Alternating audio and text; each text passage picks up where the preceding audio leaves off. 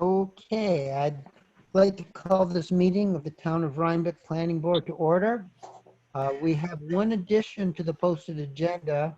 It is a HAPAC referral for Richard Kopasensky for an electrical work that he's having done on his a building he has on Kelly Street in Rhinecliff. So we'll discuss that towards the end of the meeting.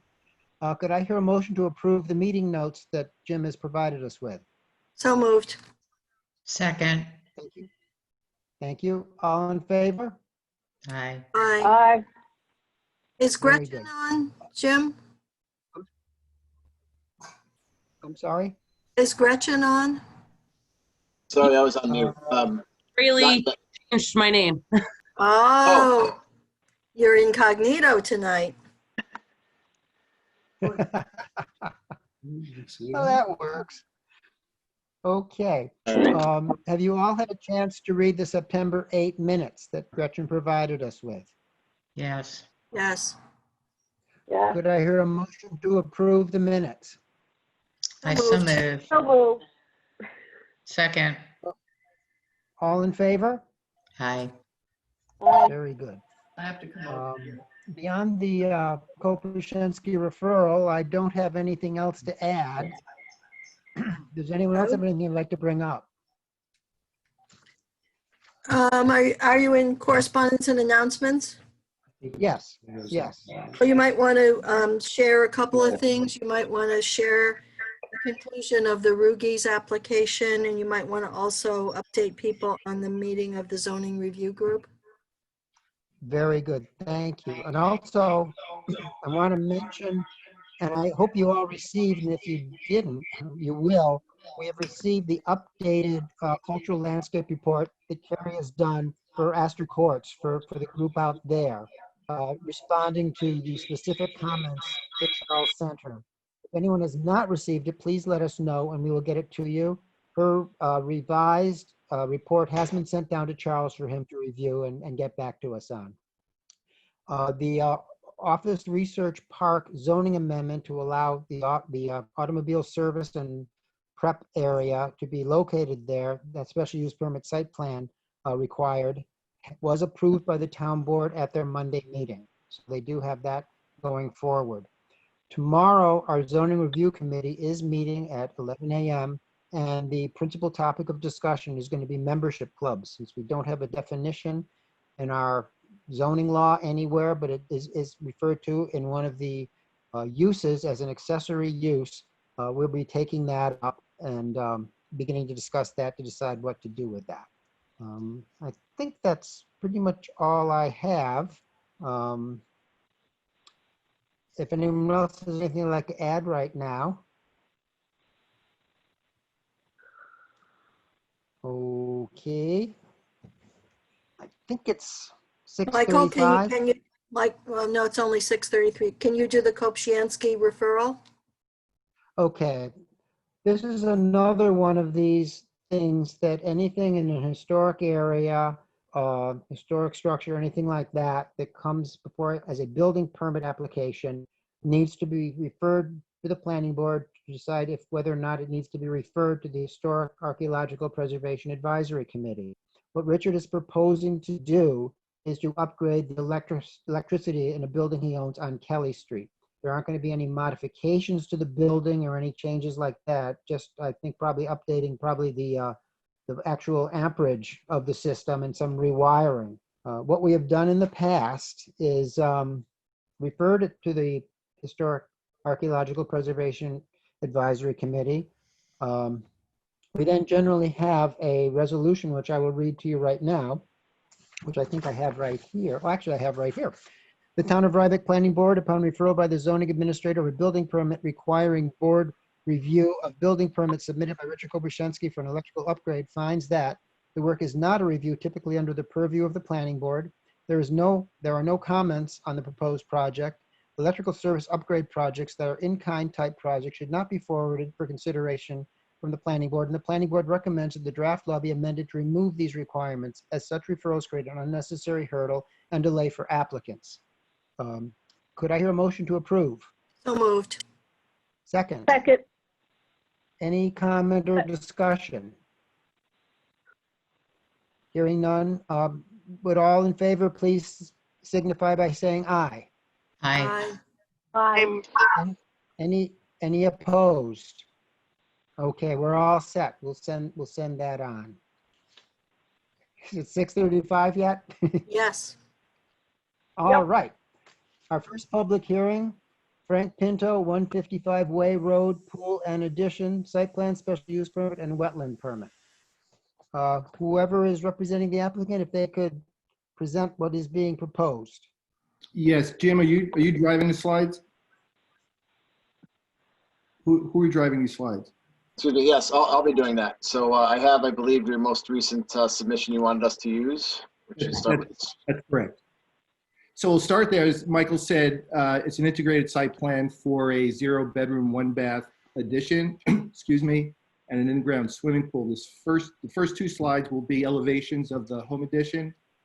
What you're looking at here at the top of the slide, the existing house on the left and the addition would be to the right, which will have stone veneer on the front, which will be a replica of the natural stone found on the property. The black metal roof will be the same black metal roof as you find on the existing home. It will also have copper gutters like you have on the existing home. This is facing from Way Road East, the top. And then moving to the, if you were walking on the property to the right, you come down to the bottom portion of the slide. Now you're looking north at the elevation. You're seeing the side of it. Again, the addition doesn't come as far as to the end of the house. It's inset about 15 to 17 feet. You can also see that there is a deck that will wrap around the property, wrap around the addition, extending out 10 feet from the addition. Jim, if you could please go to the next slide. Thank you. Walking around once again, now you are looking, excuse me, you are looking west, and this would be the back of our property. So there's a wall of windows from what would be a sunroom, looking out to the east. Again, same black metal roof. You see a chimney that's wrapped in the same stone veneer as the front elevation. You have a wall of windows in the sunroom, which will be the same bronze ironclad Marvin windows. The addition doesn't go to the end of the house onto the right of the screen, so it kind of cuts off from where the back door is presently. And then walking right one last time, you come to the bottom of the screen, you'd be facing south. And this is actually looking, if you look at the white portion, that's the existing home, and then where you start to see the house structure, that's the bump out, which will come out about 15 feet. So that's the home addition. Jim, if Do you have a floor plan? We could submit it, Michael. Yes, we absolutely have a floor plan. It's 90% complete. I think the architect was waiting for any final feedback from the planning board before putting together stamp drawings, but we certainly can email into Gretchen floor plan. Okay. And would that, Michael, would that be we- floor plans for both the addition and the existing building? Yes, it would be. What we also would require on the site plan is the location of the existing SDS, the sewage disposal system. And I think you have the well, I can't quite tell by looking at the small plan, but I think you do have the well here. Yes. But the SDS would also be needed. I think that Delise and Edna did the site visit. I don't know, Delise, if you'd like to describe what you saw. And So Edna and I went to the site, and to summarize some of it, the terrain, there's a steep rocky slope to the north side of the house that continues to the bank of the property. There's also a slope northeast of the property proposed pool site that's less steep, but still could have some significant water flow running towards the pool during periods of really heavy rain. A drainage pipe northeast of the pool that is shown on the site plan empties into a drainage ditch.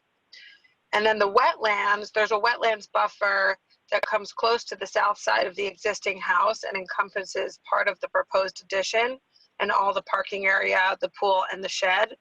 The drainage ditch forms a straight line and it doesn't resemble a natural stream. It was completely dry during our visit with no wetlands vegetation on its bank. Instead, there's a mowed grass to the edge of the ditch on both sides.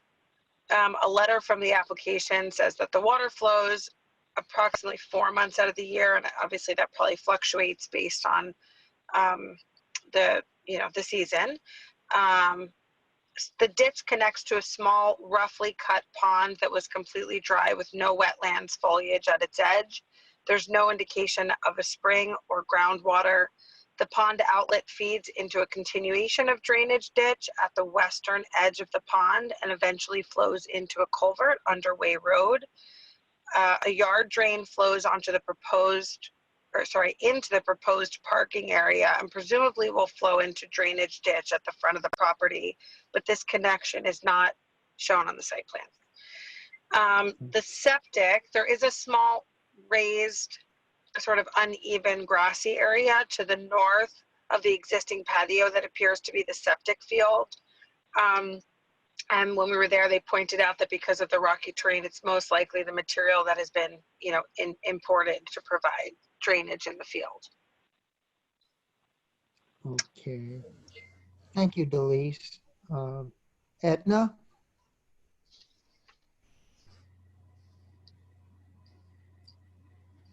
Is Edna muted?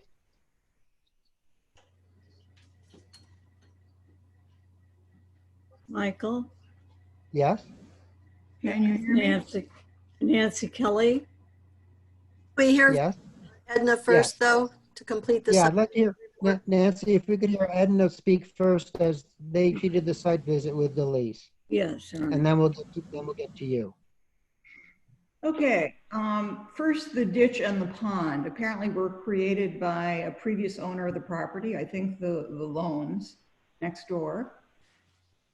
Before the creation of the ditch, it's likely that there was a long, narrow wetland with a shallow stream that supported riparian vegetation. And the cutting of the ditch would have concentrated the flow, allowing some seasonal accumulation of water in the pond. We note that a letter from a neighbor that a defoliant was recently used to remove vegetation from the wetland buffer, and that the wetlands law prohibits the use of herbicides in wetlands and buffers, as well as the replacement of buffer vegetation with lawn. So this should be discussed in a minute. Delise and I looked for alternative sites outside the wetland buffer for the pool, the shed, and the parking area. The only possible site appeared to be the area at the back of the house, directly northeast of where we think the septic field is. Mr. Pinto said he was told that the ground there was ledge, in other words, rocky. So too rocky to excavate for a pool. In addition, it appeared to us that the steep slopes on two sides of this area really make it inappropriate as a pool site. So it's not a feasible alternative. It might, however, be possible to move the shed to this area outside the buffer. The only alternative location for the parking area would be the site directly behind the house, past the addition, past the patio, and past the septic field. And that would require extending the driveway through the buffer and seems to be impractical. Mr. Pinto and I looked at the wetland map for his property on parcel access. We saw that the flow of water through the drainage ditch starts at a group of ponds at a higher elevation to the northeast and eventually ends up in the Rhinebeck Hill. We talked about the advisability of riparian vegetation on both sides of a stream.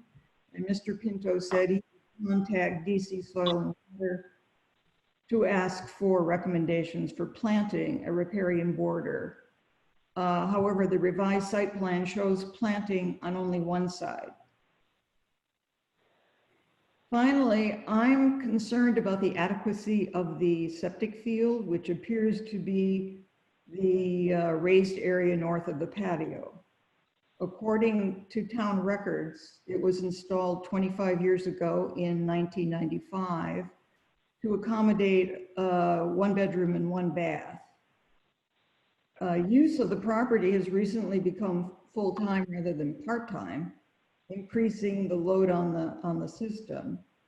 And in addition, the so-called multi-use room and additional bath are expected to accommodate part-time use by parents and children, further increasing the load. So if that septic system were to fail, there doesn't appear to be any suitable alternative area where it could be replaced. If you go northeast, the land is sloped and rocky.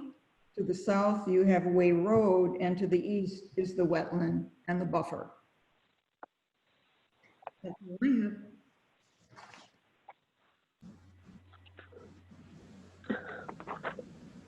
Okay, thank you, Edna. Nancy, you had something you wish to speak. You had wished to say something. Yes, this barn is on a very early map of Rhinebeck, so it's been converted into a house.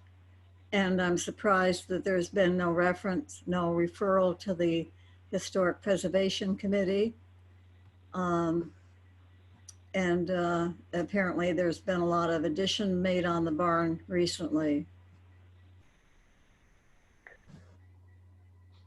Well, I think that referral is something we can certainly do tonight. I think I'd just like to share with everyone conversations I had with Dave Pearson down at the County Health Department today. We went through the history of this structure. It was initially approved as a detached accessory dwelling, not a primary residence by former owners prior to a subdivision, which created this separate lot. And it was approved for one bedroom use. And in reading the narrative that the applicant is provided with, the idea of the addition is to provide quarters for visiting family, children, people along those sort to come and visit, since one bedroom is not adequate.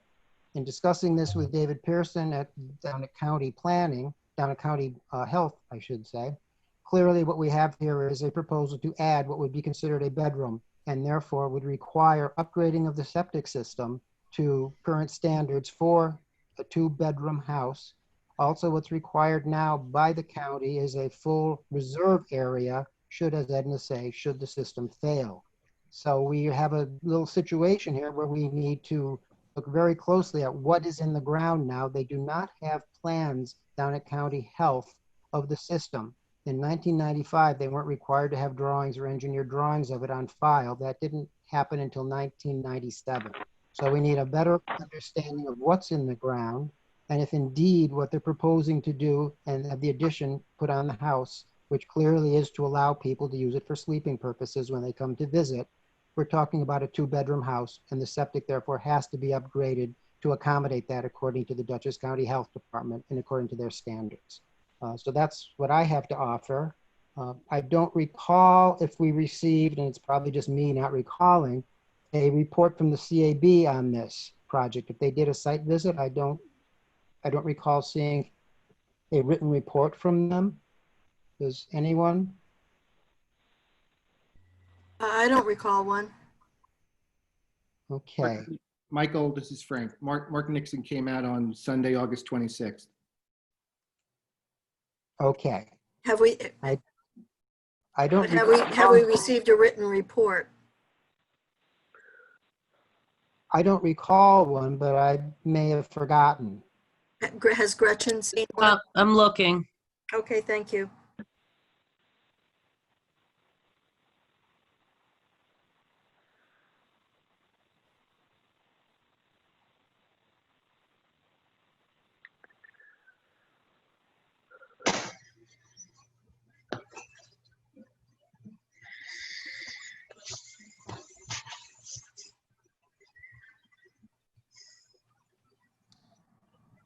I forwarded it on August 31st to everyone. Okay, well, Well, that's can past we, my 30-day limit where I delete information from my memory. So sorry about that. well, all right, so the record should know, here it is, I see. Yeah. Do you Yeah, notice? Screen. Ah, thank you. Take a look at this.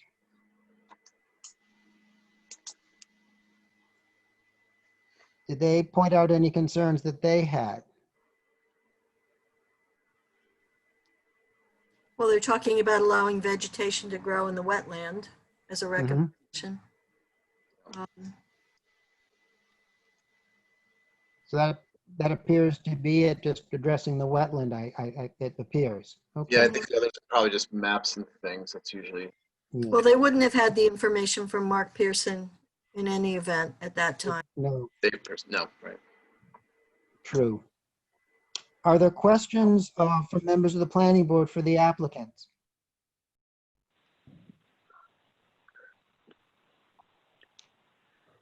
Hearing none, I would like- I'm going to withhold asking questions about the historic nature of the property with the assumption that, as you said earlier, it will be referred to the HAPAC committee.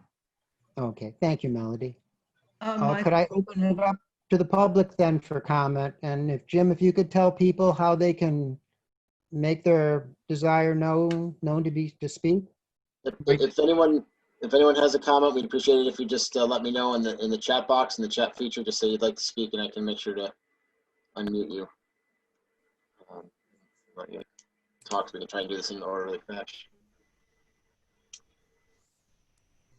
And regarding the HAPAC referral, I think that definitely partly falls on me. When I looked at the files, it said that the house was built in 1995, so I didn't catch that it was the conversion of a barn on the map. So Yeah, I didn't either, Jim. So, Will we get a chance to speak?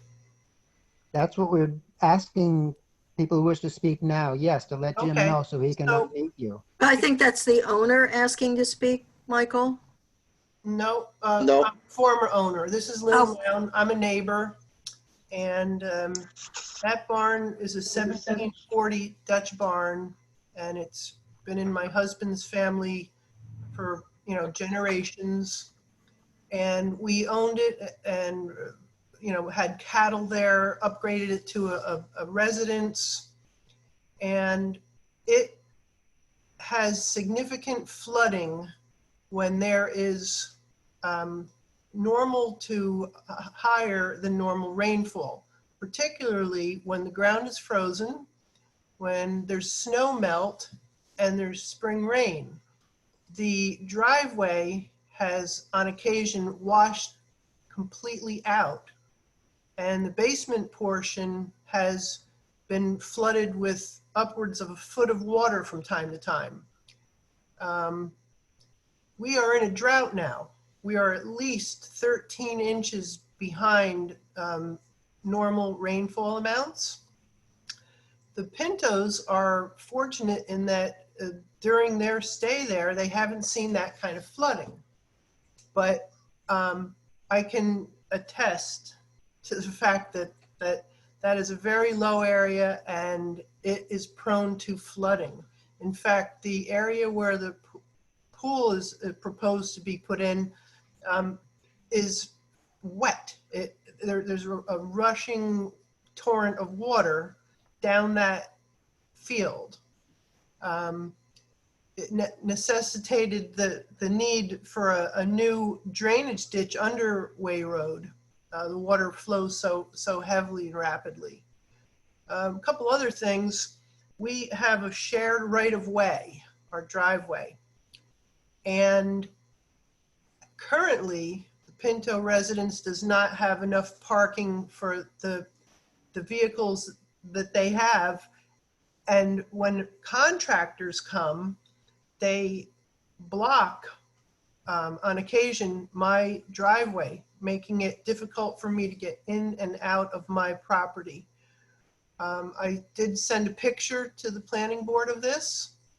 And I also sent a picture of what I consider to be a problem when contractors make my mail delivery difficult. Sometimes on occasions, the mailman has to come up to my house with my mail, and that's really inconvenient for him, and I don't wish to make that imposition on anybody. So if they're allowed to do this construction, I'm concerned about the increased traffic that it will generate. And that, so part of our shared driveway is paved. It's a very small portion. But if they're allowed to go ahead with this, no doubt there will be excavators, cement trucks, and I fear for damage to our shared driveway. And this has happened before. They actually put a propane tank up along the border of our driveway, and they evidently advised the contractor to drive an excavator up my blacktop driveway. And that's the kind of behavior that I worry about. We don't do those things to our neighbors, and we would like our neighbors not to do those things to us. So those are kind of my concerns, the blocking my driveway, blocking my mailbox, and certainly the fact that that's a very low property and it is prone to flooding. I think it's clever to make the application in a drought, and my husband knows exactly where the septic is currently, and on the sketch, it appears to be not accurate. So that's kind of in a nutshell what I have to say. It's about a quality of life issue. I don't want to be inconvenienced with heavy equipment, and I would like to be made whole at the end of whatever project is allowed. And again, it's been completely left out of the discussion that is a very historic 1740 Dutch barn.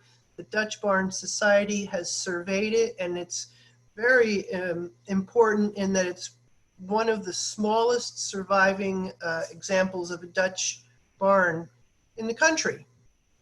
And it was on the Winnicke Dutch Barn tour a few years ago. So it is a very historic structure. And Lynn, can I ask you a question? Sure. How many exterior changes have already taken place on the barn over the years that you're aware of? That's a really tough question. When we had it, we actually stored hay in it, and the eastern exposure was open on the basement level for cows to run in under and be fed there. That's the traditional Dutch barn configuration. You could feed from the floor. So we close that basement portion off. Okay. I'm just trying to get on the record whatever changes we know. Yeah. Well, so obviously, from when it was a Dutch barn, an agricultural storage building, it has, new siding. Obviously, it would not have had windows like it has now. The doors are different. When we had it, it did have a tin roof, but under the tin roof was cedar shakes. And, obviously there's heating and electricity now. But Okay, thank you. I just wanted to get the bones of it are Could I ask, were you the owner who transferred and sold the property to the current owner, or were there other people in the interim? Unfortunately, someone who purchased it and ran it as a Airbnb, they sold it to the Pintos. And how long ago was that? I think that was I'm not exactly sure what year that was, but there has been a succession of owners. 2015. Thank you. 2016 is when the Pintos bought it. Should be in your application. Thank I you, want to say Lynn. 2016 is what I recall. Okay. Other people who would wish to be heard on this application? Yes, I'm Alan and my wife Helen Klein. We are residents at 145 Way Road with the Pintos next door neighbors. We're separated by from their property by the lounge driveway and I guess the Pinto driveway. From our kitchen, the Pinto residence is about 100 feet away. At least it's 70 feet to the end of the lounge driveway and maybe another 20 or 30 feet to the Pinto house. To follow up on what Lynn said, our biggest concern is, and this was demonstrated in some of the photographs that we presented with our comments, all three, our property, the Pinto property, and the lounge driveway are at the bottom of a significant downward curve. We asked the Rhinebeck Highway Department several years ago to put up some signs to indicate the curve and to ask people to slow down. We've had 3 collisions in our stone wall, which along Way Road. This is a difficult part of the road. So there's not much room for traffic, let alone construction vehicle and contractor vehicles. In the past, the Pinto contractor vehicles have parked right in front of our house along Way Road. I'm sure they must have been sticking out onto Way Road. And it's also offensive to be able to see their contractors' vehicles from our living room and kitchen windows. From our window, we obviously see the Pinto house and their property.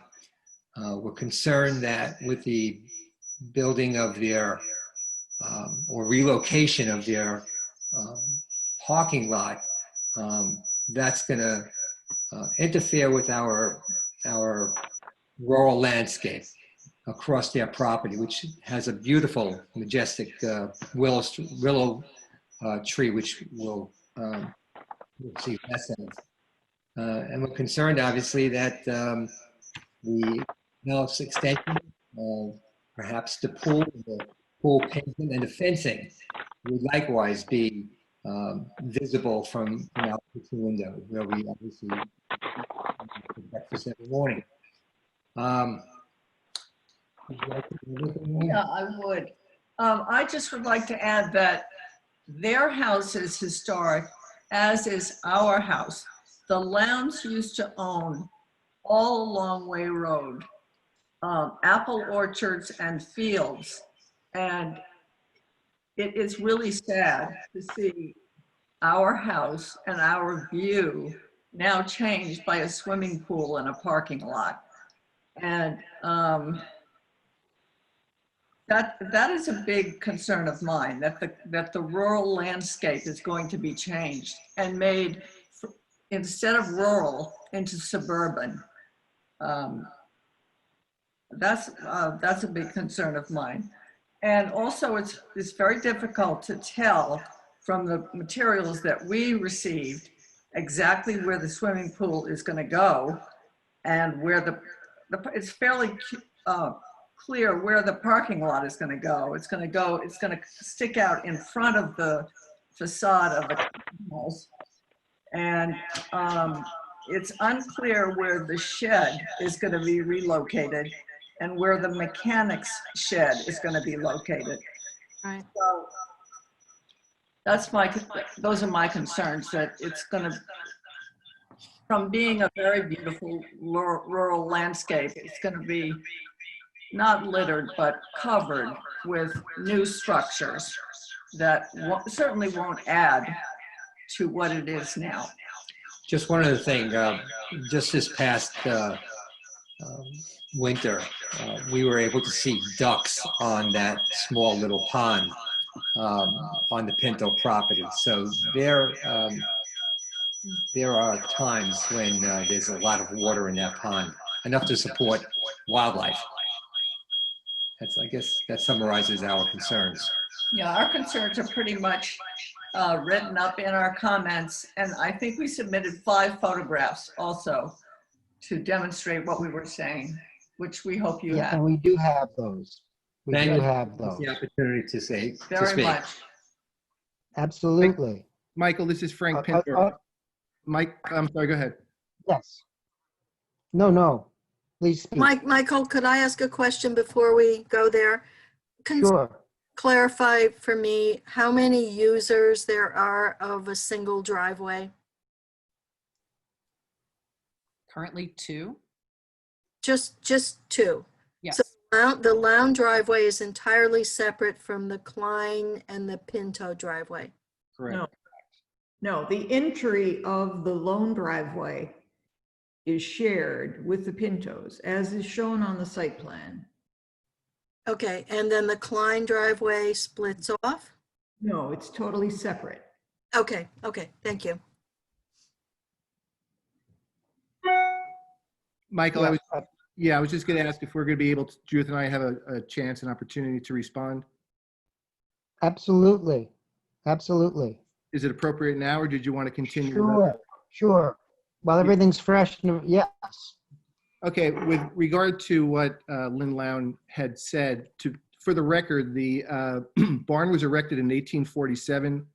Judith and I have contracted with the nation's leading Dutch barn expert. We have an extensive research report. Maybe an interesting side note to the planning board. Actually, the person that built the barn was Henry Traver Jr. in 1847, who happens to be a distant cousin of mine. So Judith and I have a great deal of interest and passion about the barn, and we would do everything possible to maintain the historic nature of the home.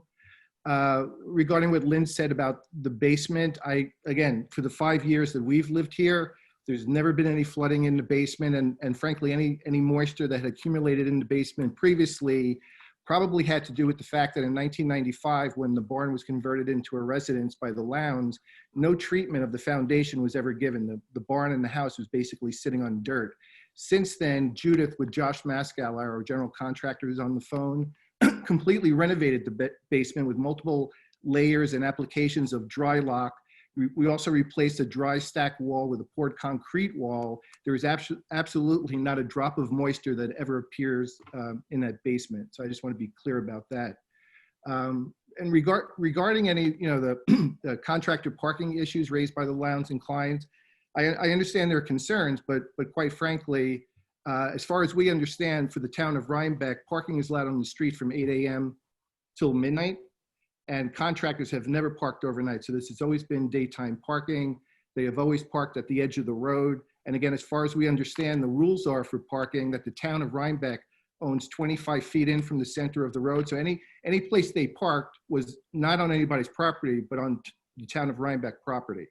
So I think there's, a lot here that probably, again, the Kleins and Lowndes are our neighbors, and they should be able to raise concerns, but we also want to be able to kind of invest in our property and do the things we want to do.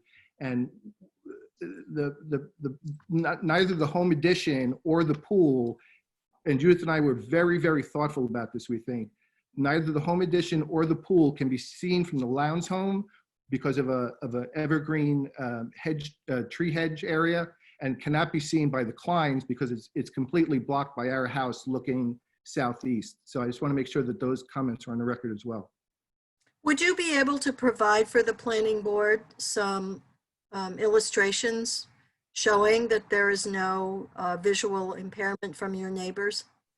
That's a great question. I'm sorry, because I don't see your name on the screen, but thank you for that. If Jim, if you could fast forward, I think it might be pretty far down in the document. I thought we saw some photographs from the Kleins indicating what they would see. Yeah, no, that's a great question. I want to be able to reconcile those two comments. So Jim, yes. I think you might have to go down fairly far.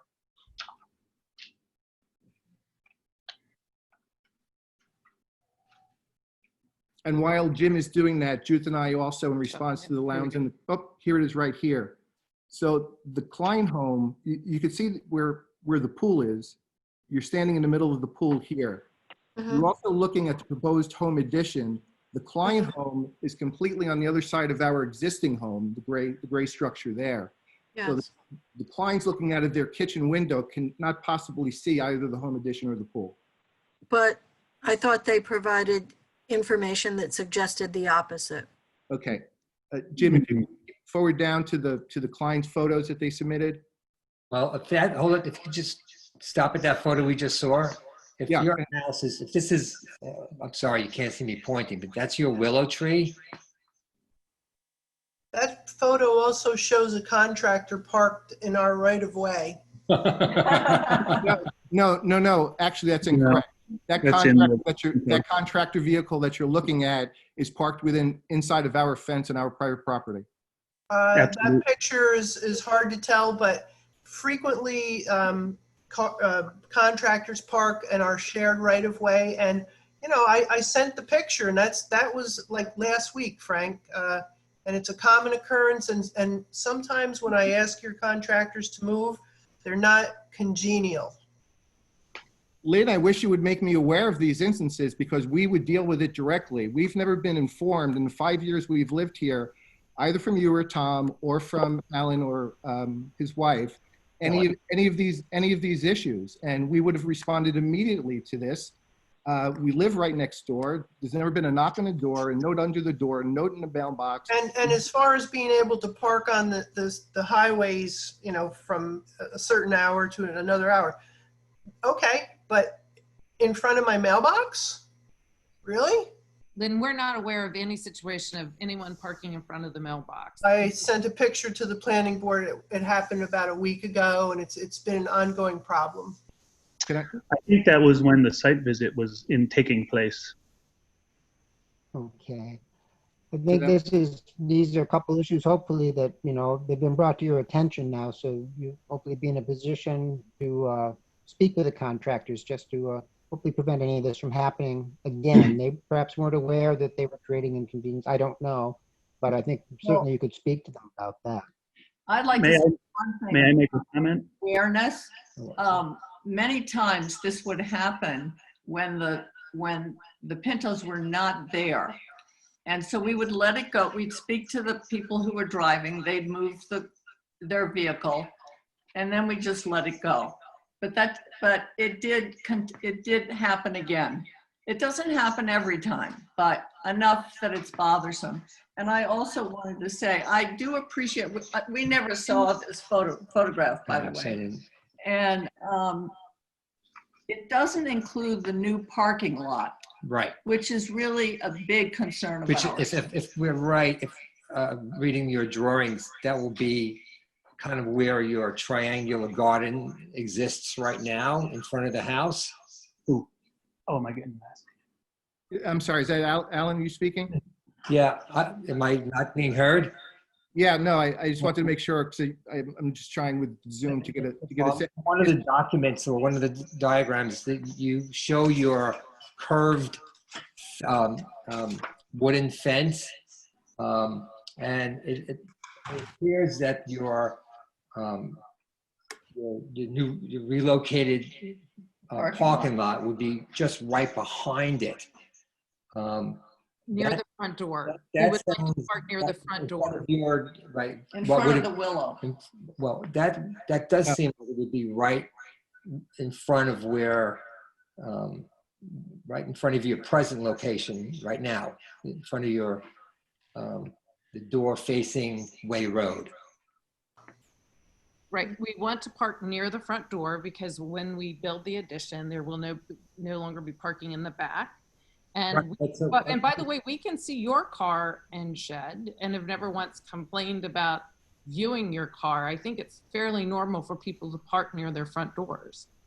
Yeah, I'm not saying no, I'm just telling you that now we don't see your cars, fortunately.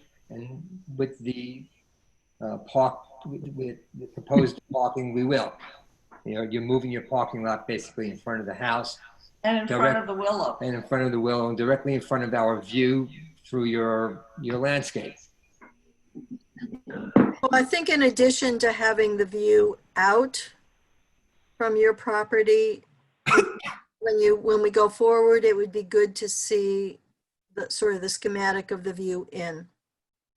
I'm sorry, can you explain what you mean by that? Well, we're looking from your property toward the Klein home. Right. I'd really like something comparable to this, looking from the Klein home in. Understood. There is one. Well, okay, if it's here and I've missed it, I apologize. Jim, if you can continue to scroll, I think when you come to the client Okay, photos, the Let client me photos just, here. let me just stop talking then. No problem. Yeah, if we just go down, there are the photos they submitted. I think we included a picture as well of that picture facing the Pinto property. Yeah, Right. I'm sorry. Go ahead, Jim. Continue to forward.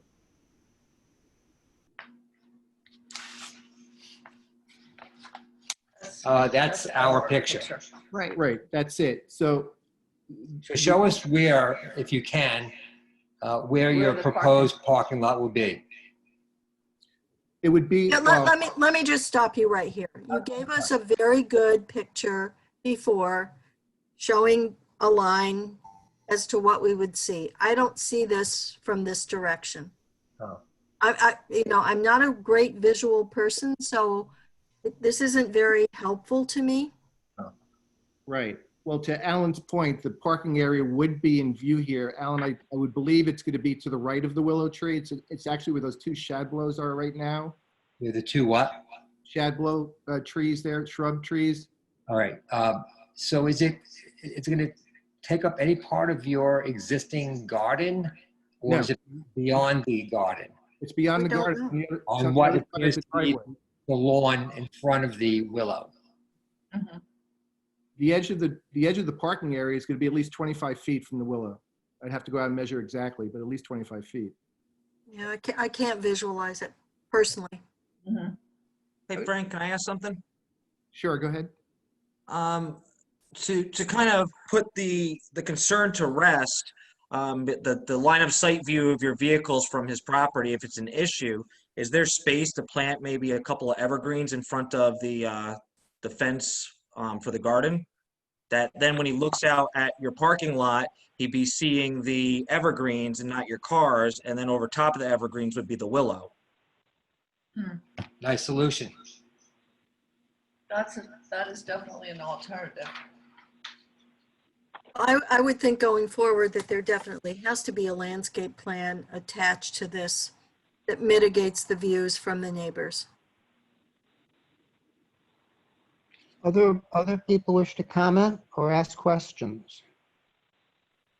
I guess the question I have is it typical that you have to block your driveway and your parking from your neighbors? As I mentioned, we can see the Klein's car in their parking and never once considered complaining about it. It just is a normal occurrence in a home.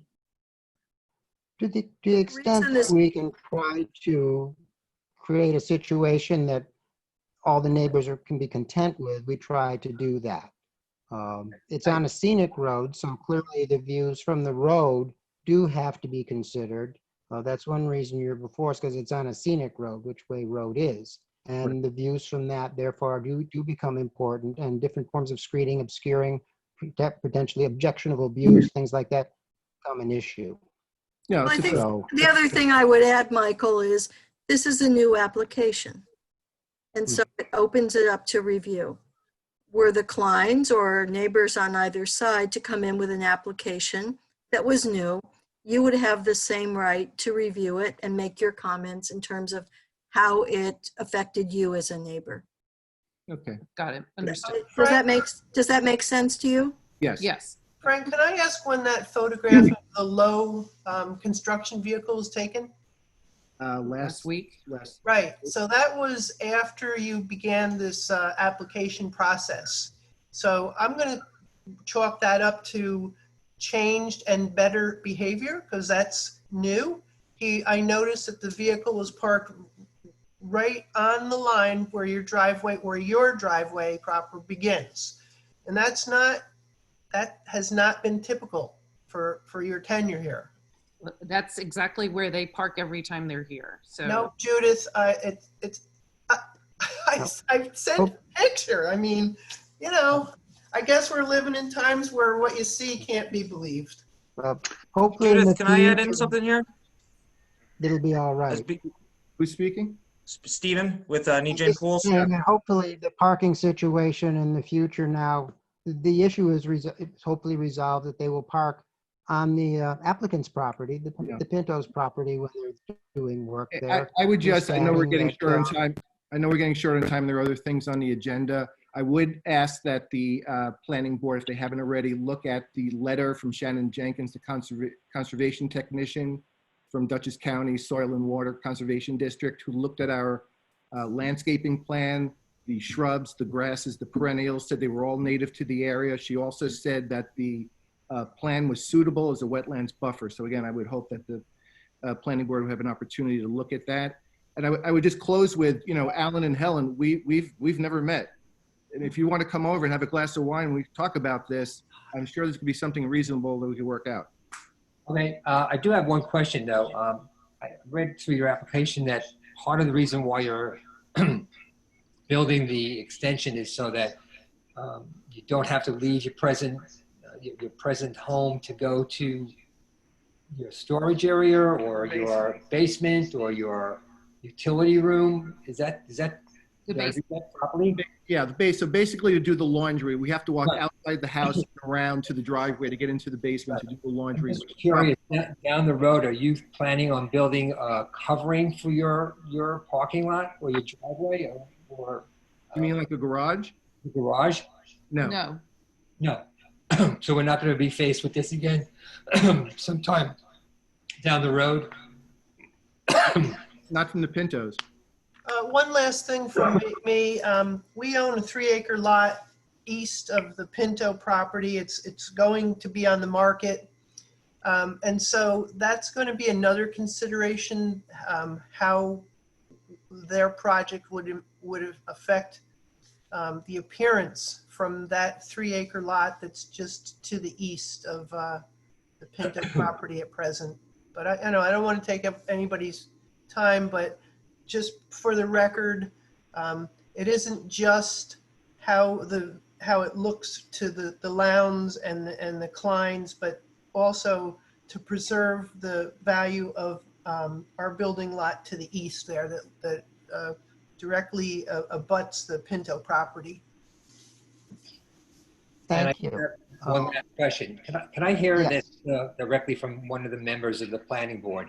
I just want to have what the proposer has said about the parking rules along Way Road. From what time to what time are construction and contracted vehicles permitted to park along the road? Well, I was parking lot. I do not believe that contractor vehicles are allowed to park until midnight. Speaking off the cuff without anything in front of me, but that doesn't sound right to me. And so where would I get that actual information? Is that from the department? Wouldn't it be Michelle? You probably call town hall, the town clerk. And if the town clerk doesn't know that, certainly the highway superintendent would. Okay. Okay. I mean, normally contract construction hours for work going on a property are from maybe 8 a.m. to 6 or 8 p.m. Don't quote me. I don't have any. Another question that I'd like to have answered as well. Well, yeah, I can understand that, but I would highly doubt that it would go until midnight. Yeah. Okay. I believe that's the use would be basically for construction, things like that is based in the town's noise ordinance, which I believe is from something like 8 to 5, something like that at a certain level. And after that, the decibels have to be significantly lower from whatever that would be, 5 until 8 in the morning, something like that. We have it in the zoning law. I just don't have it in front of me right now. But I believe that's the way that is regulated is as a noise issue. Well, it is regulated. Just one last point. Frank claims that the property is bone dry, and I'd like to remind him that we used to put our dry cows and heifers in that pasture, and for many months of the year that they had access to water. And then when things got dry, we would drive them down the road to a pond that we owned just down Way Road at the family homestead farm. So that lot is just unbelievably dry right now, but it's atypical. I mean, we used to put animals there, and because there was water there. Okay. Does anyone else have anything they'd like to add tonight? We're going to have to continue the public hearing, so there will be another opportunity. But does anyone else have anything they'd like to add tonight, either from the public, the applicant, or from the planning board? We are interested in the illustrations to show the impact to us from the point of view of the Pintos. Yes, that would be very nice to And see. this is going to be referred to the HAPAC? Yes. Because we have obviously very different information about the date of the barn. Yeah. There are three things that I think we need to look into. One is referring it to the HAPAC. The second is the septic system has to be addressed. There's obviously a bedroom, sleeping quarters being added. In my discussion with David Pearson down at County Health, he wants to know what's there right now, and it's also going to have to be expanded to accommodate a second bedroom. And under current regulations, there has to be a 100% reserve field for the two-bedroom leach field, the two-bedroom sit-up that would be there under current regulations. So an engineer is going to have to be worked with, talked to about how that's going to come about. If you have questions, I would strongly suggest that you give Pearson a call down at County Health about exactly what the steps are. As I say, they found out that it was basically approved as a one-bedroom house. Given the narrative, basically the addition, one of the principal uses is to accommodate more overnight guests, family, friends, things like Michael, that. That makes it a bedroom. Yeah, this is Frank and Clyde. I just want to have it for the record that I take exception with that characterization. The primary use is a mixed use because Judith are both full-time here and we're both business consultants and need additional office space. That is the main use. The fact that Judith's 85-year-old parents visited 2 years ago and may not visit again, I think is mischaracterized calling that a second bedroom. I really do.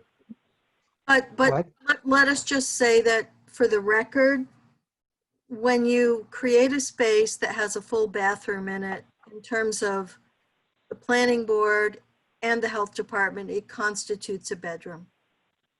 Right, but Josh, go ahead. I spoke with David Pearson, and I've been a contractor for 20 years. And the only thing that constitutes the need to increase septic size is an additional bedroom. Additional bathrooms do not require additional septic space. And I did speak to David Pearson personally. You are correct. You are correct. If anybody has a question about where that septic field is, we know because we put it there. So that would help. From reading from your comment right here, the additional space would allow us to host Judith's elderly parents and our grown children, which with the current one-bedroom, one-bathroom configuration is problematic. Therefore, given the history that we've had on this planning board with people putting in facilities for overnight guests such as that, it's considered a bedroom, and you have to make sure that the septic system itself is adequate, and that requires an engineer's design to accommodate a second bedroom as well as a 100% reserve field. That's basically what I spoke with David Pearson. I last spoke with him at 5 o'clock this evening. So that's what we got from the health department. We're going to need to have that information and have that looked into.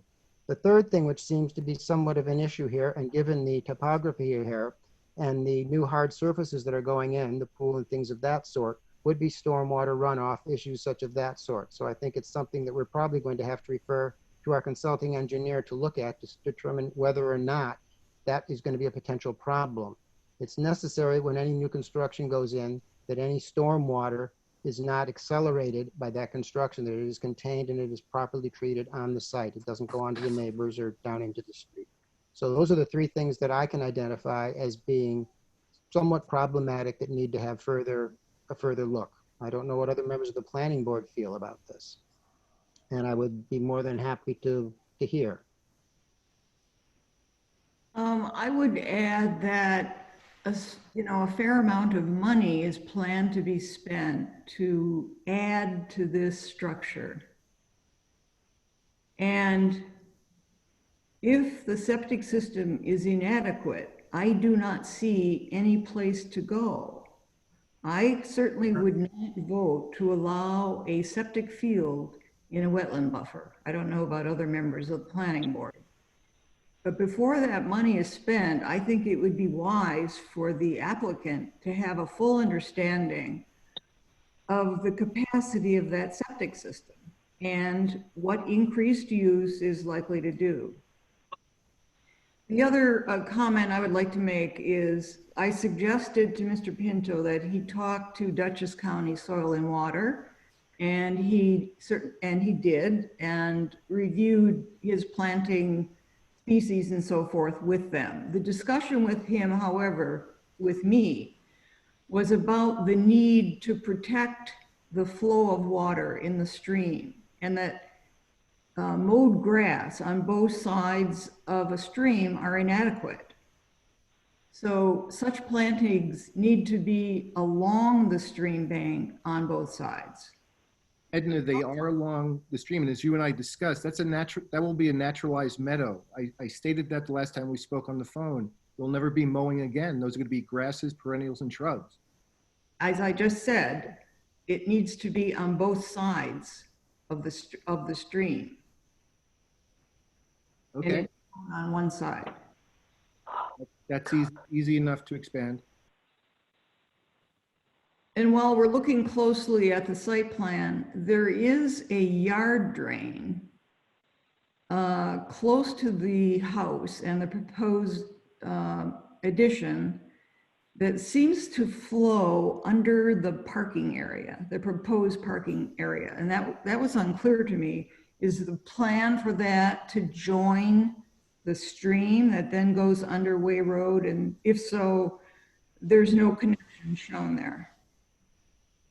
I think there is. I think it's a little complicated, this map, but it says existing HDPE, and toward the bottom here, I think Jim might have just expanded over it, says to be extended.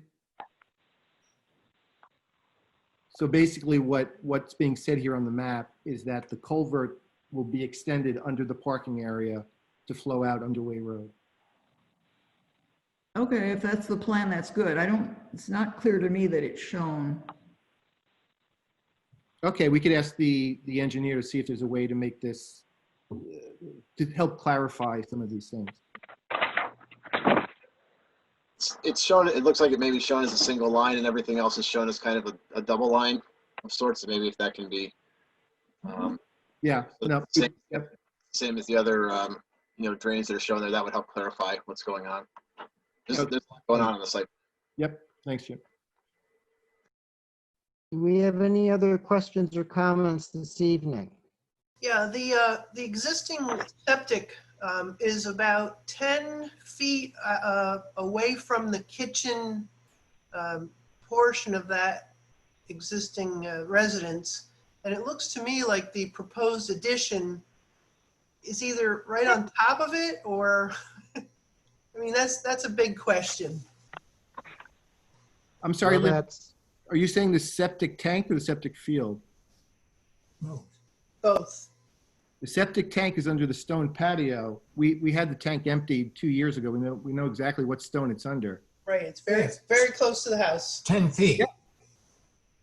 Right, and so with the proposed addition, how does the addition line up with that box? Well, if you see where it says proposed addition, if you see the outline, Lynn, surrounding that, that's 15 feet from that circle, which is the tank. I'm not too sure about that, Frank, but somebody would have to have a look at that. Okay, I just measured it yesterday, but Point taken. Yeah. That's And why the they have septic engineers, I system- guess. That's why they have a health department. Exactly, exactly. I think the question was the exact location of the field, the septic field. Right. And Lynn, do you think where we show the septic field is not, based on your recollection, where it Right. is? I think it's also closer to the house. Well, all of Okay, this is so- going to have to be determined. We're going to have to be able to determine also what the capacity of it is. Certainly, health department regulations have changed in 25 years, and it's going to have to be looked at as a 2-bedroom house, and it's going to have to be able to accommodate that, the septic field, as well as a reserve field. So the services of an engineer are going to be necessary. Is there anything else anyone would like to bring up at this evening? Yes, Michael, can I bring one thing up? Yes. I just want to touch base on the mitigation plan that's in between the pool and the drainage ditch. And I know that you worked with my company recently on another project over in Rhinebeck, and we want to let you know that all the plantings are in, the grass is grown, and the way that we planted everything out and prepared it, we have no runoff or anything like that going towards the ditch. So this plan is very similar to the one that we've already created in the field, and what the Pintos are proposing to mitigate the runoff is working on that side of the property. Well, that's very good to hear. I'm glad that's been successful. That's excellent. Thank you. I want to. Anything else from anyone? Yes, Michael. If you look at the topography of the area, even outside the property, on what we're going to call the right side of the drainage ditch or stream, it is, we're talking about very steep topography. So there is certainly the likelihood of runoff from that area into the stream, and that is why I'm suggesting plantings on both sides of the stream. Yes. I think we probably need a little more topography to show exactly what we're going to be dealing with here when these are put in. But those are the 3 things that I believe need to be done. Have Ray look at it from a sense of stormwater control, stormwater management. The Historic Archaeological Preservation Advisory Committee look at the plans for the house, and the septic system has to be addressed. And the plan, as I read it here, goes forward, it has to be expanded. Does anyone on the planning board have anything they'd add to that, or that they would disagree with? I wouldn't disagree, but I would add to it, we want to see some more comprehensive information about the views in from the neighbors. Thank you. Yes, thank you. Okay. Very good. Gretchen, when would we continue this public hearing to? October 19th at 6:45, if that's good for everybody. October 19th at 6:45? Okay. Michael, I've got one more question for you if you have a second. Yes. Would it help the line of sight situation from the neighbor's house if we were to put up a frame of the pool or something of that nature where it's proposed? Absolutely. That always helps. Yep. That always helps. I If just you want to could- bring it up to make Stake sure it you out. plan for a site meeting. Well, if you stake it out, you put some flags out there so that then you can picture it from the neighbors so that we can see or not see whatever exactly where. And well, I don't think we've seen the details. Maybe I missed it, but I don't think I've seen the details on what the pool fencing would look like. Is that in the plan? Did I miss it? I could have, Stephen, I could have, so. We don't have it in the plan, but it's farm style post and rail. Well, that would be good for us to know what it's going to look like. And so if you can show us the details on that, that would be helpful. But if you can stake it out in terms of, putting in some flags. Yeah, I figured we just put a 2x4 frame, the elevation that the pool's actually going to be, Yeah, that way we've got something more 3-dimensional for you. Is that going to That include? a 3-dimensional from the neighbors would be terrific. Thank you. Okay. Yep.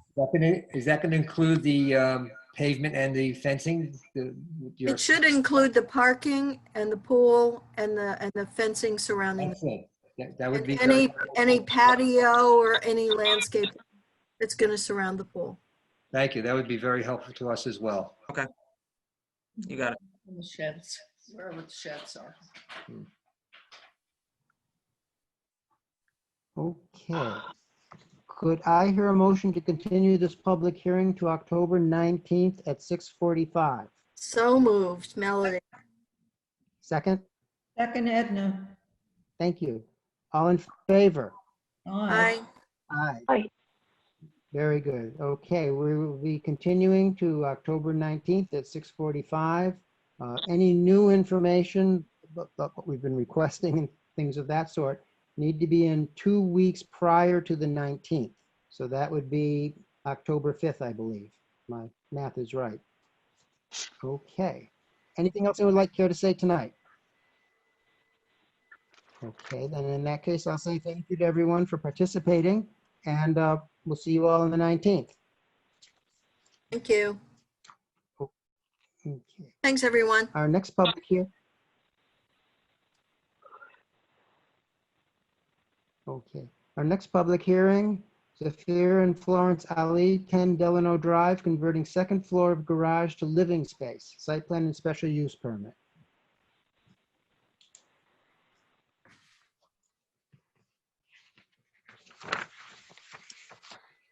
All right, Michael, let me see how these are there.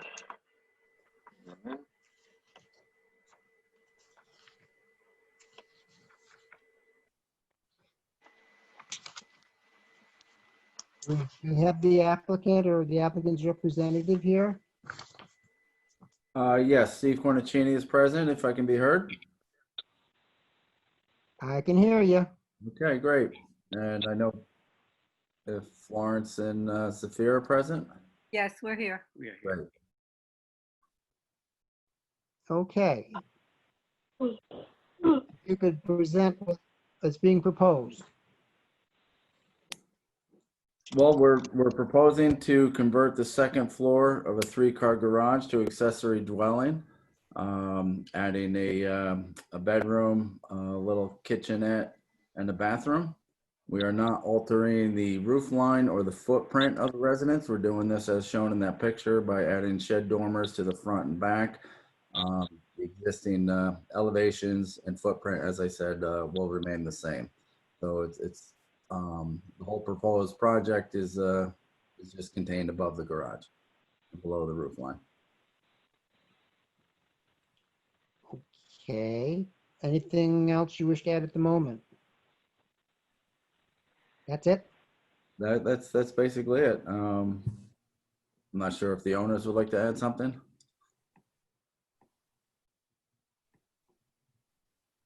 Okay, I guess not. Okay. Okay, then who did the site visit?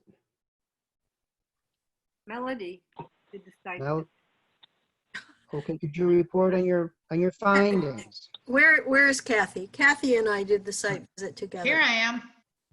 There she is. It's a very straightforward project. They are correct that there's no change in the footprint of the building. If my memory serves me correctly, it has previously been used for guest quarters, but without a bathroom. Is that correct?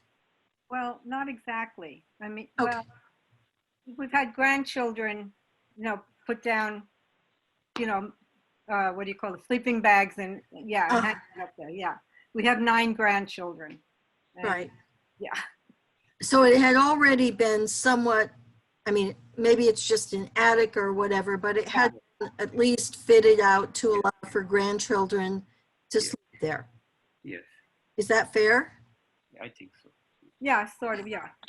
Yeah. So there's already, as you can see on the photograph here, stairway going up and in. I believe the proposal before us proposes enlarging the deck at the top of the opening, the door that comes out.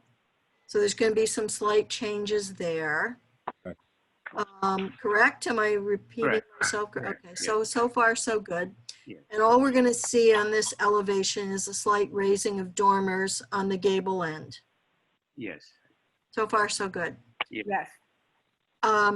The only question we had, and we only asked these questions because we wanted to make sure everything was okay on the property, is there were 2 solar installations on the property. One, some solar panels on the north side sloping down toward Delano Drive. Yes. And we asked as to what the date of those solar installations were, and Florence and Zephyr were not entirely sure. And then we also raised the question of what seemed like somewhat solar installations on the roof. Yes, those are new. So we were asking for specific dates on those installations. And I think you believed that both of them had been installed with building permits. Absolutely sure. Yes. With Yeah. The company called Suncommon. Suncommon. Okay. Were you able to narrow down the dates of those installations? The one on the roof was Is when? about A 2 year years. A year? Year or 2 A years. year and a half ago. Yeah. That's quite On the recent. roof. That's quite And the recent. one on the hill was 12 years ago. Okay. Yes, Melanie, before we started this project last fall, I did check all the building permits that were pulled, and they both were permitted. And the building department has, I thought I had copies that I'm trying to find it, but they're in the building department when they were. Okay. All right. We just didn't have that information available to us when we did the site visit. So we just wanted to confirm that all these installations unrelated to the project were to the building department and perfectly legal. Because we don't want to hold up the project for an inconsequential permit that wasn't obtained. Mm-hmm. So you're telling me, Steve, that all that's in the file and we can Yes. documentation. I did pull all the, because we, back in 2004, we also did an addition on the front of the property. So I was checking all the permits have been pulled, and I believe it's also on parcel access. Okay. That's all I needed to ask. Other than that, I don't think I saw any issues. All I saw was a terrific view from the property. Yes, it is amazing, isn't it? It's an amazing view. Kathy, do you have anything to add? No, I concur completely. The only questions we had to do with the solar permitting. The rest seemed in line and appropriate. Okay. Thank you both. I think the CAB gave us a report that they saw no issues with this, a written report. Any questions or comments from other members of the planning board? Is there anyone from the public who would like to be heard? Michael, this is Jim. I just had one comment. Stephen, I noticed, and I just noticed this when we were looking at this the second time around, dimensions shown on here, what you're proposing. Can that be something you can easily add to this for the future? I think it showed what the planning board needed to see in terms of, the design and the dimensions and how it sat within the structure. But I'm wondering if you have those dimensions and can have that on there before they get. You mean the dimensions of the room inside? No, what you're proposing to add outside. Oh, yes, it is on a plan that we submitted as part of our application. The deck is going to increase to 10 foot 6 inches by 14 foot 4. So it's basically the same exact location. If we go back to the picture of the existing deck. Hold on one second. We have not finalized construction plans yet. We're waiting for approval. So with this picture, the deck will extend. It's basically stays where it is on the left side, and it extends within like 2 feet of the front of the garage where the cars are parked. Okay, and the dormers you're adding will be part of the construction plans in terms of the specs? I'm sorry, I didn't catch what you said. I was just saying, in terms of the dimensions, like for the dormers, those will be part of the construction plans you're still finalizing? Yes, we do have the elevations we submitted showing the dormers. But like I said, we weren't going to move forward with construction plans until we got approval. Well, can we give approval without construction plans? That was my next question. Yes. Yes, we can. Okay, Construction plans basically are not what we actually look at. We look at site plans, we look at depictions of the general dimensions of what you're proposing to do. Yes, we need to see, but actual construction plans are not what the planning board looks at. That'll be with the building department. okay. But would this be helped by, as Jim suggested, some specific dimension? Well, Yeah, just take this picture and just show the dimensions of how far the dormers are going, you know, side to side, how high they are up to the eave there, things of that sort. And just when you have showing the deck up there where the stairs go up, just you know, put a line on there. How long is the deck going to be, for example? How far up from the house is it going to be? Those are the sort of dimensions the planning board looks at. We don't look at the construction plans themselves. Sure. Right, and that way we have it documented from the planning board side when, you know, it goes to the building department, everything moves forward. Okay. So if you can just add, you know, those dimensions, even if they're approximates, just showing, you know, some of those details, I think that would be useful and helpful. Like I say, I think we can get the, you know, the hang of it and understand what it is you're proposing to do. Correct. But it would be nice to see some of those on there just to tighten it up a little bit.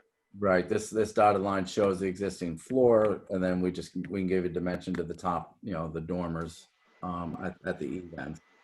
That'd be very helpful. Yep, and the lengths of the dormers, because those are basically the only changes from the exterior of the dormers. Right, exactly. And then it's like you say, it's contained within the same footprint. It would just be nice to have those on there for the record. Okay, I made note. And let me say, I didn't say earlier, but I would say now, there is virtually no visual impact from anyone around this property in terms of what's happening on this application. Correct. It's a 10-acre property, and they're pretty much right in the middle of it. No, you can't see from anywhere else, No. I'm sure. There's even no view of any of the neighbors' houses from their house. Well, I live downhill and they can't see me. Okay. Could I hear a motion to close the public hearing? So moved. Second. Okay, I think that was Sharon. All in favor? Aye. Aye. Very good. I have a resolution. The Town of Rhinebeck Planning Board hereby acts as follows in the application by Safir and Florence Ali for site plan and special use permit under Town Code Chapter 125 at 10 Delano Drive within the RC5 Rural Countryside Zoning District. We reaffirm the proposed action as type 2 under seeker, and based upon the review of submitted information, including reports from planning board members, HJPAC and CABWAC members on their site visit to the project property, we find the proposed work is consistent with the objectives and regulations of Chapter 125. With respect to the application for special use permit to authorize work, we find the proposed work and intended use to be consistent with the general standards for special use permits set forth in Chapter 125 and grant the requested special use permit conditional upon receipt of site plan approval by the planning board. With respect to the application for site plan approval, we find the proposed work and intended use to be consistent with Town Code Chapter 125 and approve the application inclusive of the application materials, including floor plans and elevations submitted by Cornicini Construction in a packet dated July 13th, 2020. We authorize the planning board chair to stamp and sign the above cited site plan upon the applicant's satisfaction of the below conditions requirements within 6 calendar months of the adoption of this resolution. Submission of the above cited site plan in the form and number specified in Town Code Chapter 125. Payment of any outstanding fees and or reimbursable amounts due the town of Rhinebeck related to the review and processing of applications subject to this resolution, and receipt of all approvals, authorizations, or certifications required herein or from any other town, county, state, or other agency as required to undertake the proposed actions. Could I hear a motion to approve? So moved. Melody. Could I hear a second? Second, yeah. All right, I will poll the board. Sharon? Is that a yes? Yes. Okay. Kathy? Yes. Delise? Yes. Edna? Yes. Melody? Yes. And I vote aye. So as soon as I get the final site plan with all the information on it required so I can stamp and sign it, you'll be in a position to get a building permit to complete this project. Great. Just one quick question. So all you need from us right now is the dimensioned elevations, correct? Yeah, I think that's the only thing that was lacking, yes. Right. And you know what, Steve, if you can include in the final submittal any permits you have from previously, that would be just helpful to have in the file. Sure. I thought I had them with me, but I do have a list of all the permits that were. That's fine. Just add them to the file now so nobody has to go back and look in the future. Okay. Thank you. Thank you very much. Thank you. Thank you. Thank you. Good luck. All right. Thank you. Thanks. Thank you, planning board. Have a great night. Good luck. Thank So you. we're hoping.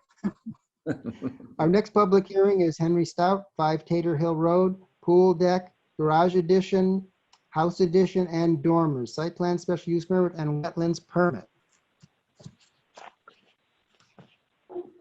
Is Henry our representative here? I don't see Henry online, actually. He should be soon. He said he was going to check back at 8, but I did email him and tell him that we were finishing this one. So Okay, Michael, maybe we can start with the wetlands discussion, a wetlands permit discussion. Yeah, Since I don't, Henry has deleted the pond dredging. He's not going to do anything with the pond at this time, which I believe eliminates the need for the wetland permit. that's what I'm leaning toward, and if that's the case, then I would say for the resolution, when we get to that, we would just not use the wetland permit discussion, which I did have in strike through. Correct, yes. So if everyone's in agreement, since he removed that part of it, and he doesn't plan to touch the pond as far as I know, I don't think we need that wetland permit, so that can be removed from the application for this application.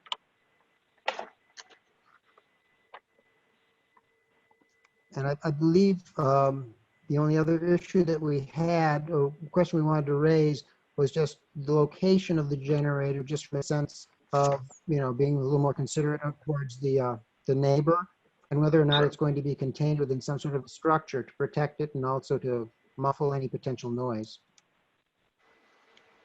Can everyone see the site plan on the screen? Yes.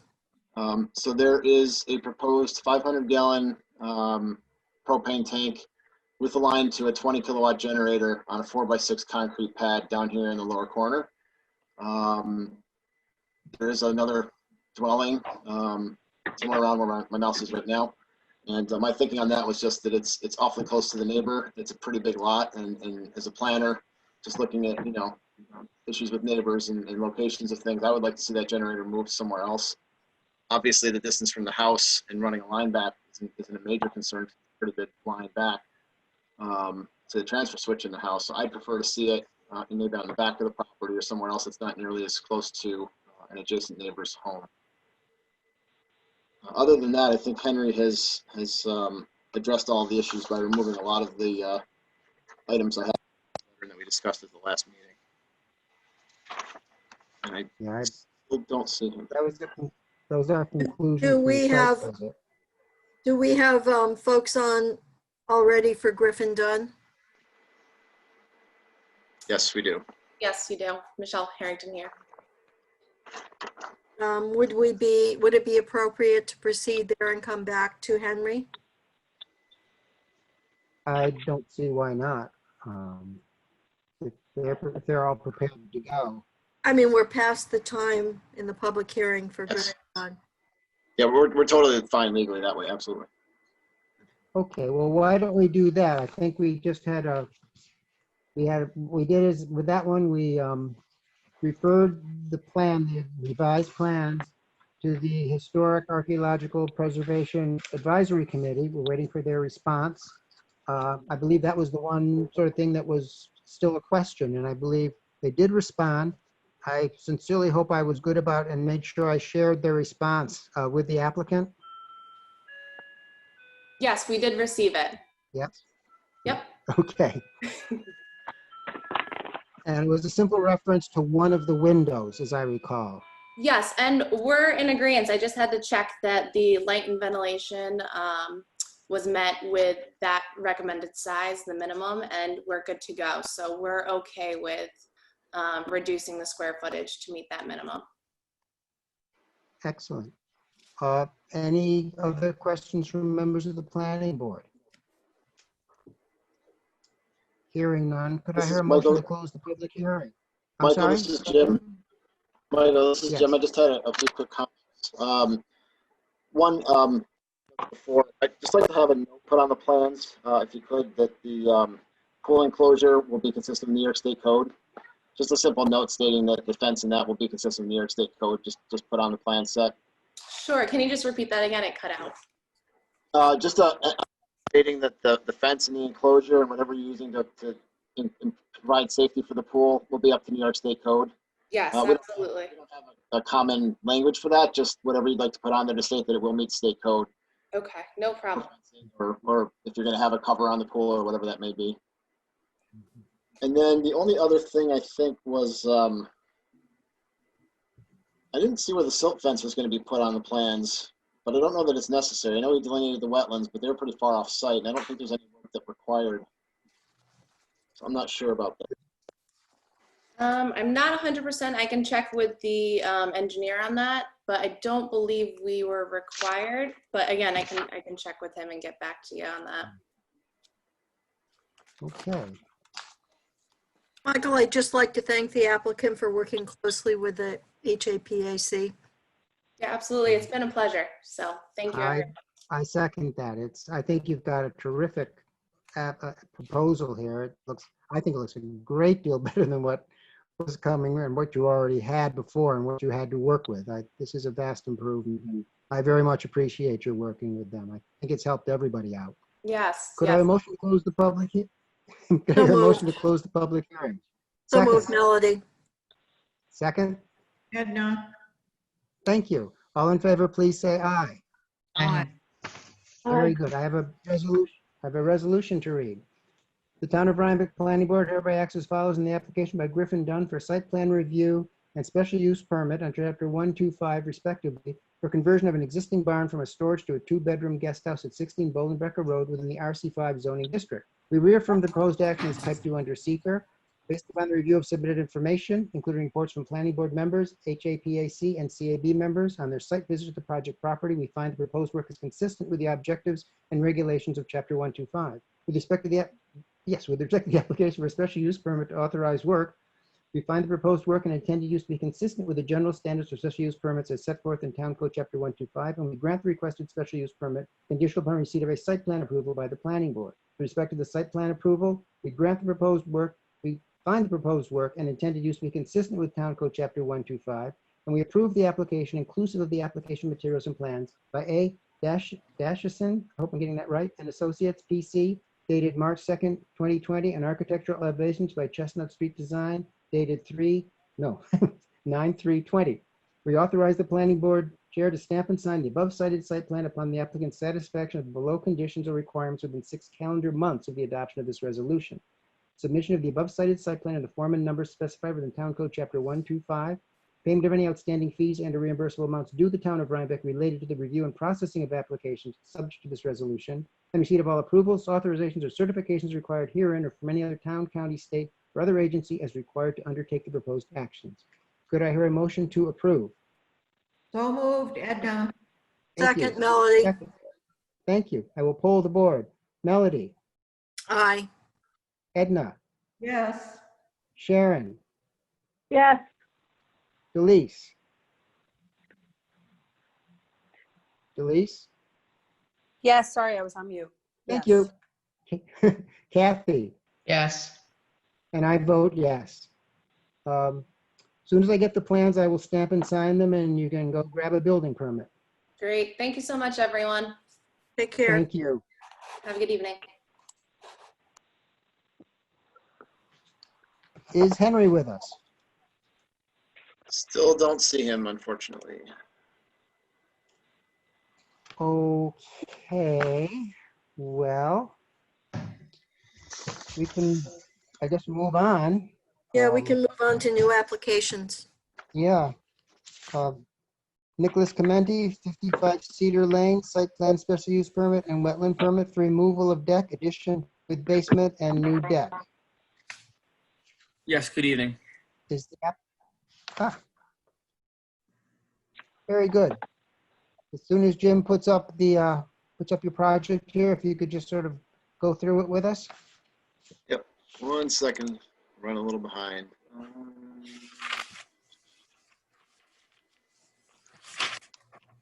That's good.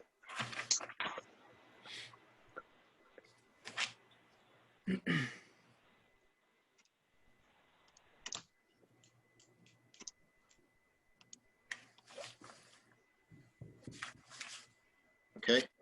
Nicholas, is that the right sheet for you to talk from, or would you like a different one? No, that's okay. We can start with this.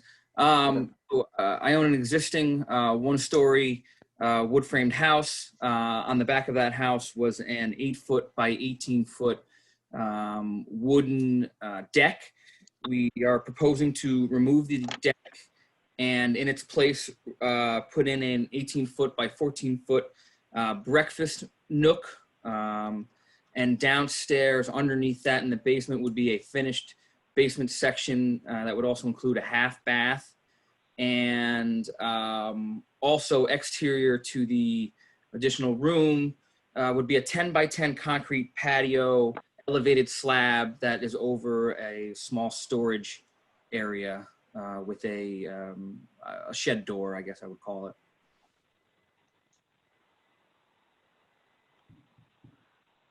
Okay. We had a couple of suggestions here. One from our engineer recommending that the site plan be modified to provide the existing and proposed finished grades adjacent to the existing structure and the proposed addition, as well as the existing basement elevation and finished floor elevation to ensure they're out of the floodplain area. I know that you've done a great deal of work on dealing with the floodplain and whatnot, and this just from your engineer from the drawings would just pretty much document that and make sure that all that has indeed been properly addressed. That is on the next page on the surveyor's letter. But it sounds like you're requesting it on the drawing. Is that correct? Yet it would be on the drawing because that's what I would be stamping and signing. Okay. The actual drawing.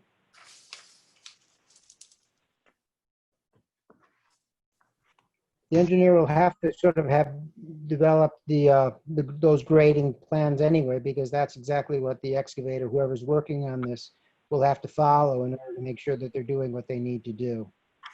Understood. I don't know that there was anything else related to this, Jim. Anything else that? Well, the only other comment is, by looking at this, we know it's, the house and, the existing deck are within the wetland buffer, within 100 feet. This proposed change will extend that more feet closer to the wetland, but it is outside the wetland, and that was delineated. Nicholas had that delineated. That was a question early on, kind of where the wetland was. So we are still in the wetland buffer, but the property structures are already there. So we're encroaching a little more on the wetland, a couple of feet, from what I can tell. But that was my only other comment, that and just reiterating what Ray had in his letter. Any other comments or questions from members of the planning board? Okay, hearing none, I have a resolution. If I turn the page, I have a resolution. I can bring it up on the Okay. screen. Town of Rhinebeck Planning Board, I'm sorry? I just said I can bring it up on the Planning screen. Board hereby- Oh, thank you. The Town of Rhinebeck Planning Board hereby acts as follows on the application by Nicholas Clementi for site plan approval, special use permit, and wetland permit under Town Code Chapter 125 and Chapter 120 respectively for construction of a room and associated basement with an elevated concrete deck at 55 Cedar Lane in the RC5 zoning district. We accept the application and supporting documents as adequate for further review by the planning board, its advisors, and the public, and we're classifying it as type 2 under seeker, for which coordinated environmental quality review is precluded. We're scheduling a public hearing on the application for October 19th at 6:35 and directing the clerk to undertake or otherwise cause noticing and posting thereof in accordance with the requirements as set forth in Chapter 125. And we're going to delegate who on the planning board would like to go out and see this lovely site. Don't all speak up at once. Okay, I'll go. Who's going to go with me? I'll go with you. Okay, thank you. Michael and Melody will conduct a field visit to the project site and report their observations at the time of the hearing.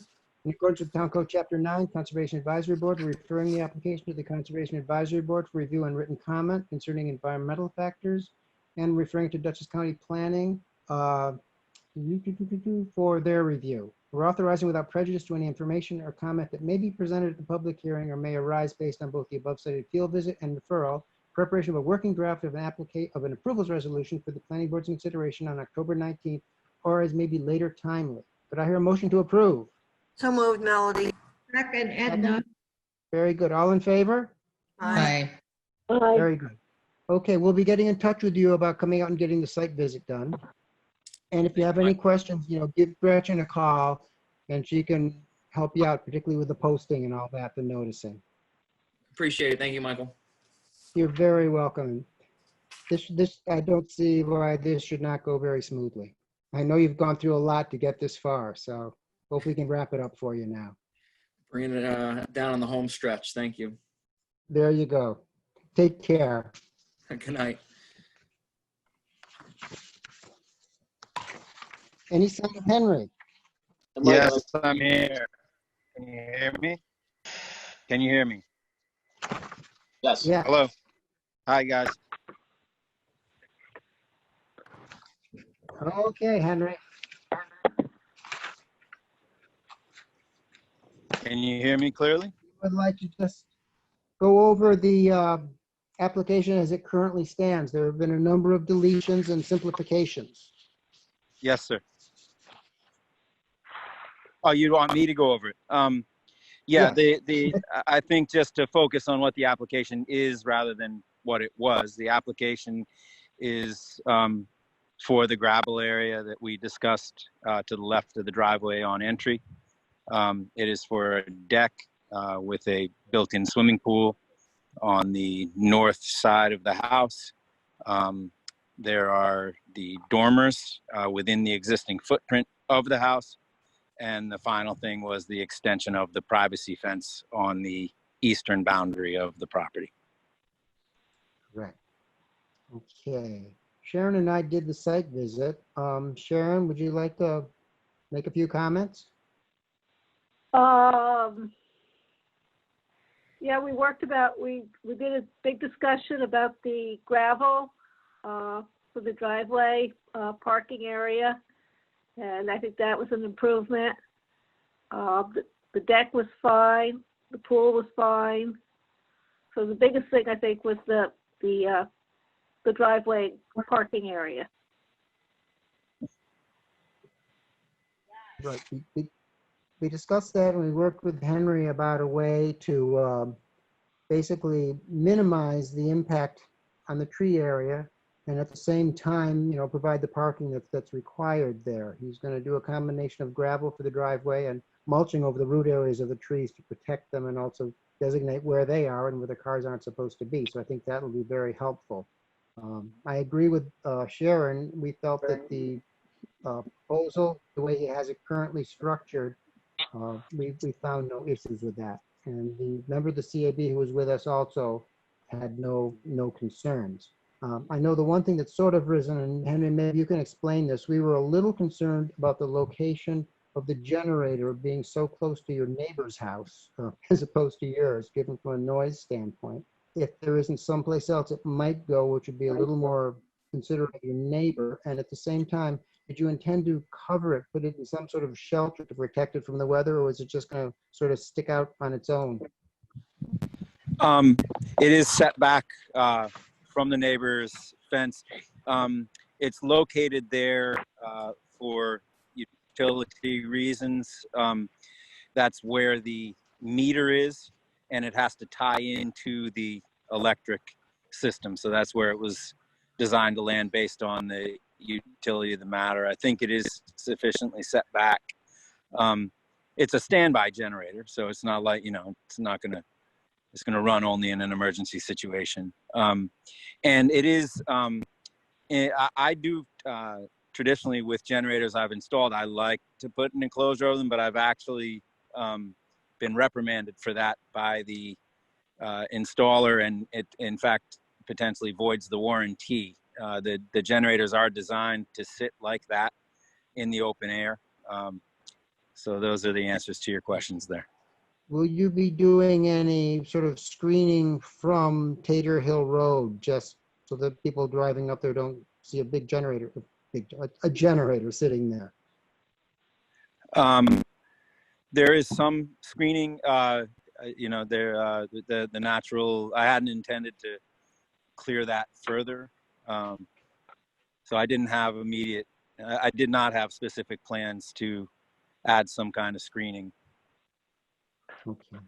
Henry, does it do a weekly test, this generator? You said it only came on as needed, but some of them do a weekly test. Is that how this works? I'm not 100% sure, but I do believe that automatic generators, they call it an exercise cycle. And I do believe that does take place once a week, yes. Okay.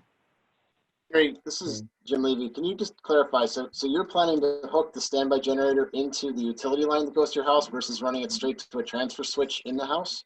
Is that correct? No, sir, that's not correct. Okay, so how's this? The generator is placed at my meter, and we will mount a transfer switch there at the generator that ties into the line is buried from that meter to the house, so it will tie into that line on the house side of the meter. Just from my own experience with these things, I assume that the power line to the house is already, was it buried? I don't remember if we saw an overhead line or not. There is no overhead line to the house. The line from the meter to the house is underground, and it is initiated at the meter. Okay, I guess the thing I don't understand is why it wouldn't be more efficient for you to have the generator closer to the house, just rather than run all that wire, and have the transfer switch just right there at the house. There is no wire being run. It's tapping into the wire right there. The most efficient thing is right there by the meter, tapping into that underground wire right there. Yep. Okay, so you're not having to run anything new to the house. That's correct. Okay. Any other questions from members of the planning board? Okay, hearing none. Is there anyone from the public who wished to speak? Okay, not hearing anything. Could I hear a motion to close the public hearing?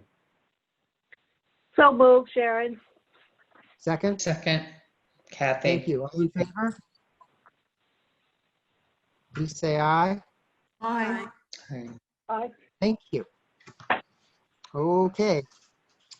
The town of Thank you Rhinebeck all. Planning Board hereby acts as follows. I'm sorry? I just said thank you. We're not quite Oh, done. well, I'm not done yet. Okay, I'll hold my thank you. I'm getting to the good part. Yeah, I'm getting to the good part. All Okay, right, the town of go Rhinebeck ahead. Planning Board hereby acts as follows. On an application by Henry Stout for site plan and special use permit under Town Code Chapter 125 at 5 Tater Hill Road within the RA10 Rural Countryside Zoning District. We reaffirm the proposed action as type 2 under seeker and based upon review of submitted information, including reports from the planning board members and CAB members on their site visit to the property, find that the proposed work is consistent with the objectives and regulations of Chapter 125. With respect to the application for special use permit to authorize work, we find the proposed work and intended use to be consistent with the general standards for special use permits set forth in Chapter 125 and grant the special use permit conditional upon receipt of a site plan approval by the planning board. With respect to the application for site plan approval, we find the proposed work and intended use to be consistent with Town Code Chapter 125, and we approve the application inclusive of the application's materials and plans by Roth Engineering PC dated 8/3/20. We authorize the planning board chair to stamp and sign the above cited site plan upon the applicant's satisfaction of the below conditions and requirements within 6 calendar months of the adoption of this resolution.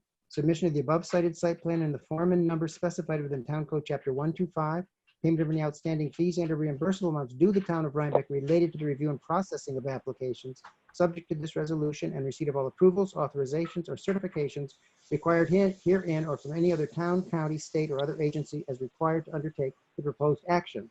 Could I hear a motion to approve? So moved, Edna. Second, Sharon. Thank you, Sharon. I will poll the board. Edna, Aye. Kathy, Aye. Sharon, Aye. Delise, Aye. Melody, Aye. and I vote aye. So Henry, as soon as you get the proper final site plan to me so I can stamp and sign it, you can get a building permit for this. Okay, thank you for your help. You're welcome. Good luck. All right, bye-bye.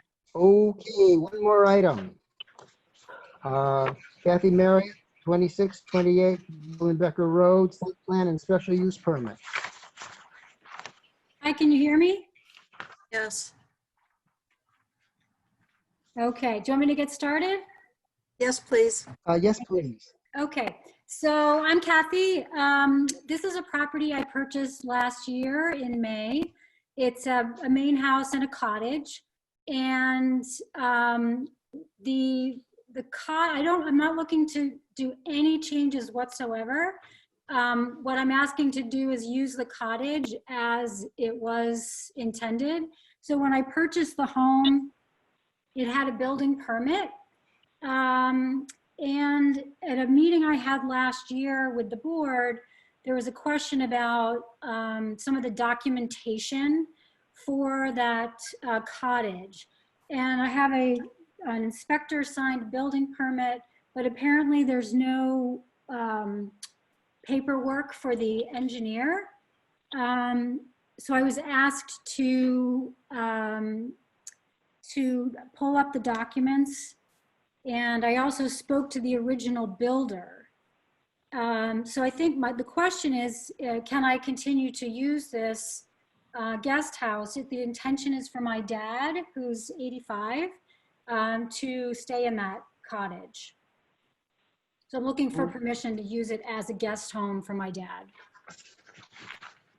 Okay, so if I understand what you're saying, there's some question about the certification as to the usability of this structure as an accessory dwelling unit, as opposed to just a accessory structure on the property. The permit that was issued, which is, so this was in 1996. The permit number is 10-96, and it's signed by a building inspector. And there's also a building, I found 4 documents in the file. There's a building permit, there's an application from the owner, and then there's a certificate of occupancy signed by the zoning enforcement officer. But apparently the document that's missing is something from an engineer. So it was permitted, it was a conversion to a guest bedroom and bath. And so when I mentioned at this other meeting that I was going to have my dad stay in the cottage, there was a question about the the bedroom. And so then I was asked to, and I spoke to the original builder, who assured me that it actually was engineered. There were permits and inspections. The Board of Health was involved. He said it was designed and approved, but he doesn't have the paperwork because it was 26 years ago. So I think the question was one of paperwork, and I was asked to fill out this special use permit form. So I'm not asking for any changes whatsoever to the construction, just to use it as it was sold to me. Yeah. I guess what's missing, apparently, if I'm understanding this correctly, is the approval letter from 1996 from the Dutchess County Health Department approving the septic system for a 1-bedroom accessory dwelling unit. Right, so the septic system, the note from the building inspector on the original permit says septic is pumped up to existing septic. So there's a pump. There's not a septic tank, there's a septic pump. And it goes Okay. through the leach field to the main septic for the home. So I don't know if And you can then, see it on there. no, it's not, yeah, that we would need to have that on here. It is on there. It's on there. Yeah, so you see where the hatched, on the right-hand side, on the upper right corner, there's the hatched area. That's the guest house. Just Right. below that, it's hard to read, but it says septic pump. Okay. And that's the septic pump. And then the leach field is between the cottage and the main house. And then you can see the main septic, if you look at the main house, the other hatched area, and just below that, it says septic tank. So that's the main septic. Oh. But that does say per owner, correct? Right, because I was having my surveyor was having heart surgery, so I actually sent him the documentation from the septic company. They had done the measurements for me when I moved in. I had the septic tank emptied, and they gave me the documentation with the distance from the house and the cottage. So I sent that to the surveyor. So the surveyor doesn't say that the septic is located by others. It says it's been documented by you. Right, so I sent him from the septic company. There's a piece of paper I have from the septic company. He's been to the house. The surveyor came to the house. Right. And then he was having heart surgery. So I asked him if it was okay if I sent him the documentation from the septic company, and he said yes. I think what probably this calls for is another call down to Dutchess County Health to talk with Dave about what they have on file. So I spoke to Dave, that's Dave Pearson. I spoke to him, and he said that I should get information from the building department. And those are the 4 documents. So I went to the building department, and those are the 4 documents I found in the file, the ones that I just read to you. Have you shared them with Dave yet? I have not. Okay. You'll want to do that because we'll need to see on the final plan for me to be able to stamp and sign exactly where the different elements of the sewage disposal system are located. Exactly where is the septic tank, exactly where is the pump station and the line to the septic tank, and exactly where is the leach field. Do you know if when the accessory structure was approved, if there was any requirement to expand the existing septic system to accommodate an additional bedroom? It doesn't, well, it's a 1-room structure. So I don't know if that matters. It's not actually a bedroom. It's like a studio. So the structure, from what I can tell from the files, the structure was originally built in 1991. But I don't have much information on that. And then all the documents I have from 96, they say conversion of garage to guest bedroom and bath. So it must have been a garage at some point. That's very likely given, yeah. I think that we just need to find out exactly, was there a requirement for an expanded, usually it's a leach field, possibly a larger tank, but when they determine the size of septic systems by the number of bedrooms. When you add a bedroom to an existing system, you usually have to expand the existing system unless it was overbuilt originally. And so we just need to confirm exactly what happened here. So that's when I spoke to the builder. So the original builder is Don Sutton. It was a father-son firm. The father has since passed, but the son actually worked on the job and he remembered the job. And he was the one that said they designed it with the pump system. Yeah, that was right, the conversion. The but it's conversion pumping into in the existing system. 1996. Right. But Yeah. there's no existing- documentation other than their memory. Is that correct? Yeah, I asked him if he could pull up, if they still have the files from 1996, and he said that he did not. Well, Can I ask a question? How many bedrooms are there on the property, including the guest bedroom? So the cottage is the one room, so I guess that counts as a bedroom. Yes. It's also a living room. And then the house has 4 bedrooms. And do we know So what we're talking about basically a 5-bedroom septic system. I think what we need to do, we just need to get document. Yeah, but nevertheless, that's basically what Dave Pearson will tell you. If there are 5 bedrooms on site, the septic system by law has to be designed to accommodate 5 bedrooms. When I purchased the home, it was sold to me as being fully, having all the certificates required, because there was a major renovation in 2014, 2 owners prior to me.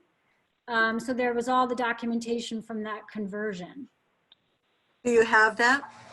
It's in the files. I didn't print them out for tonight, but I took pictures from the files when I went to the building department.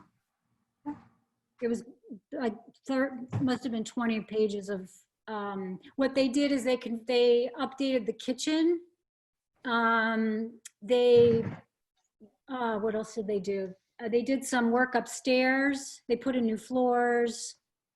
And What seems to be missing is the engineering documents relating to the bedrooms and bathrooms. I don't remember what, they use a firm, it's a local firm, Art of Design. Does that sound familiar? The Art of Building. Art of Building, yes, thank you. That's the firm that they used. Okay. I will give Dave Pearson a call tomorrow. Because we need to understand exactly what we have here before we can approve it. Right. And So are if you saying indeed that the document from the septic company is insufficient? It depends on what it says. If it's a 5-bedroom house, well, that's one thing I will check with Dave Pearson. He's going to want to know exactly what's in it, and if at the time it was installed, it met the county specifications for the number of bedrooms that were going to be pumped into it. Okay. So that's the key there. It's whether or not it was built to county specifications. And generally, when these are installed, the county has a inspection list of when they have to come out and inspect and take a look and then sign off, so that they say, Right. yes, indeed, what has been installed meets the county requirement. Okay. I'll And try that's in the the sort of, meantime, that's what we need. I'll try to find the documents from the 2014 renovation plan and see if I can find anything there. Well, the That art would of, be the art very of building, helpful. the art of building is still in business. Yeah. Okay. Yes, Darren should have all that information. Any other questions from the planning board at this point? Because I do have a resolution that we can read and we can get the review underway. Yeah, Jim. Michael, this is the only other issue that I caught, because this is in front of us for site plan and special use permit, is regarding the area and bulk regulations, and the lot. The structure doesn't need to meet the setbacks because it is grandfathered for that. However, the lot is 1.45 acres, and we're now on a 5-acre minimum lot size. My read of the code is that the grandfathering of the apply to the grandfathering of the lot area, in which case we need to talk about getting a variance for lot area for this property. I understand nothing's changing with the property, but the way the code is written, I think that might be necessary. So I was going to ask if we should send this on to Michelle for consideration for a determination, or get her input, or how we'd like to handle that to try and move forward, unless there's been something in the past that sets something like this would be handled. I'm not aware of any previous time we've done that, so we can certainly send it on to Michelle. She should be able to very quickly turn that around. Well, it would Anything be else? better to do that and clear that up, so we don't have that obstacle. Absolutely. And I think Michelle can do that. Okay, so that would be my recommendation. Okay. Okay. I think that's a good idea. We'll get that, because we may run into this again. Okay, I do have a resolution here The Town of Rhinebeck Planning Board hereby acts as follows on the application by Kathy Marriott for site plan approval and special use permit under Town Code Chapter 125 respectively for conversion of an existing structure to an accessory dwelling at 2628 Bowen-Becker Road within the RC5 Rural Countryside Zoning District. We're accepting the application and supporting documents as adequate for further review by the planning board, its advisors, and the public, and classifying the proposed action as type 2 under seeker. We're scheduling a public hearing for October 19th at 6:40 and directing the clerk to undertake or otherwise cause noticing and posting thereof. Who wants to do the site visit here? I'll do it. Kathy? Who's Yes. going to go with Kathy? Oh, come on, guys. How about, who's going? Sharon? Okay. Sharon and Kathy will conduct a field visit to the project site and report their observations at the time of the public hearing. In accordance with Town Code Chapter 9, we'll refer the application to the Conservation Advisory Board for review and written comment concerning environmental factors, and we will refer it to the Dutchess County Department of Planning and Development for their review and comments. We are authorizing without prejudice to any information or comment that may be presented at the public hearing or may arise based on both the above cited field visit and referral, preparation of a working draft of an approvals resolution for the planning board's consideration on October 19th or as may be later timely. Could I hear a motion to approve? So move. Sharon, Second. thank you. Second. Kathy. All in favor, please say aye. Aye. Very good. Okay, we're going to do what we can to look into this situation about the documentation on the septic system. If you could also work on it with the art of building and from your end, that would be helpful. Okay. Kathy and Sharon will get in touch with you about doing a site visit. Come on, take a Okay, look. sounds And if you fantastic. have any questions, please please feel free to give Gretchen a call and she can help you out if you have any questions and anything like that that, a little confusing. Oh, I really appreciate it. Thank you. You're very welcome and hopefully we can get this straightened out pretty quick. Yes, thanks so much. Have a good night. Thank you and good luck. Okay, thanks. Bye-bye. Okay, I think that's all we have for tonight. Does anyone else have anything they wish to say before we adjourn? Hearing nothing, could I hear a motion to adjourn? So moved. Okay, I'm going to give Melody a motion and Kathy seconded. All in favor, please say aye. Aye. We stand adjourned and we are no longer going to record. Thanks, everyone. Good night. Bye, everybody. This wasn't so bad.